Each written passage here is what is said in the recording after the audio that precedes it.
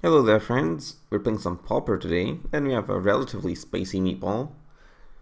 Rather than playing one of the big decks that, sort of dominate the Pauper landscape, like a Delver or Drake variant, we're playing one of the sort of more out there linear decks. We have a Reanimator deck, which I scoured from the 5.0 deck lists by T-Man85, I believe.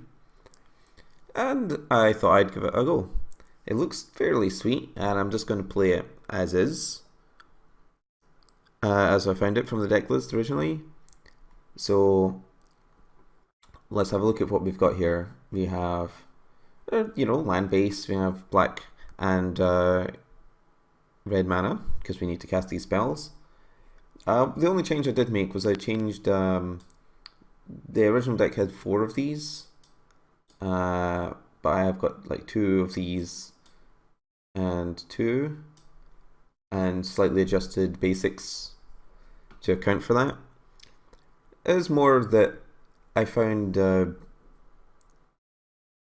after playing a couple of games that I really wanted a couple more, like just like an extra black source. As for the rest of the deck, we have some duresses, which are, pretty mandatory considering all the decks with some counter spells in them. We have the discarding stuff package. We have Faithless Looting, which is probably the best one. Neonate combines quite well with Stinkweed Imp. And I mean, they all do. Lightning Axe gives us a tiny amount of removal in our deck. And Tormenting Voice is just fine. One of the questions about this deck, well, there are a few questions I want to answer about the deck, but one of them is whether Manamorphose is good or not. I'm sort of skeptical about it since it's mostly filler. I'm not really sure if there's not anything better that we could be having in our deck. At the very least, since it's like the least important to our game plan, it gives us some easy sideboard slots. Also, we have Exhume, which is like the only good reanimation spell available in Pauper. I mean, it is very, very cheap, very effective, and we have the best creature to reanimate with it, which is Ulamog's Crusher. Now, obviously, it's no good if you reanimate something and then they just kill it, since it doesn't protect itself in any way.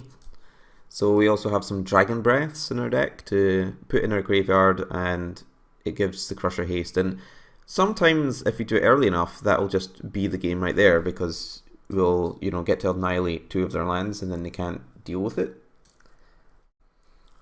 We have a couple of Shred Memories to help us find our Exhume, since there's only 4.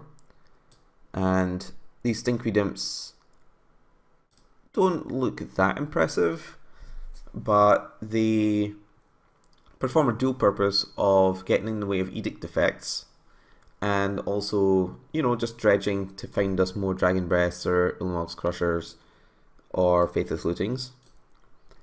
And yeah, I mean, the deck's pretty straightforward. Sideboard, we have like a Chainer's Edict for, well, I guess, hexproof type decks. Same as these Electricries, usually quite good against Bogles. We have Duress and Pyroblasts, which are going to be key in helping us have a chance against blue decks. Now, it's fair that like the Drake decks are very popular, but they don't run that many counterspells, so we can probably get them in game 1, since they've often got like a bunch of removal and other things in their deck. But I feel like game 2, when they're bringing in the gates or more counterspells and Hydroblast and stuff like that, then we're going to be really leaning quite heavily on our Pyroblast and Duresses. We have Martyr of Ashes, which is honestly one of the best sideboard cards you can have, like against elves or something, because they quite often end up being like 2/2s, and a lot of the other answers are really expensive if you're trying to, Pyroclasm somebody's team. So that one seems quite sweet. And we have the fault grinders for people who are just to give us more things to reanimate for one thing, and also if their if their opponent's decks is filled with Doom Blades and these are getting destroyed all the time, then at least we get some land out of the deal when we destroy something in Exhume. So my main concerns about the deck moving forward, and maybe we can, if you see what's happening during the games, is there's only 4 Exhumes in the deck, and this is just an unfortunate reality of the Pauper, where we don't really have more good reanimation spells. So we might easily get into fail states where we start off okay, we duress them, we discard our Crusher and our Dragon Breath, but we just don't draw an Exhume. And, I mean, there are 2 Shred Memories as well, so that's mitigated somewhat. And obviously there are only 4 Crushers as well. So if the Crushers or the Exhumes just are in the bottom half of our deck, then we might just die. But on the other hand, this deck is capable of some obscene starts. Like if you, make a double land and turn 1, then turn 2 we can Faithless Looting to discard Crusher and Dragon Breath and play Exhume on the same turn. Which sounds pretty sweet to me, I have to say. This is one of the reasons I wanted to change a couple of the Sandstone Needles for Peat Bogs to make such an opening slightly more likely. But anyway, we are ready to rumble, and I'll see you in round 1 of this league.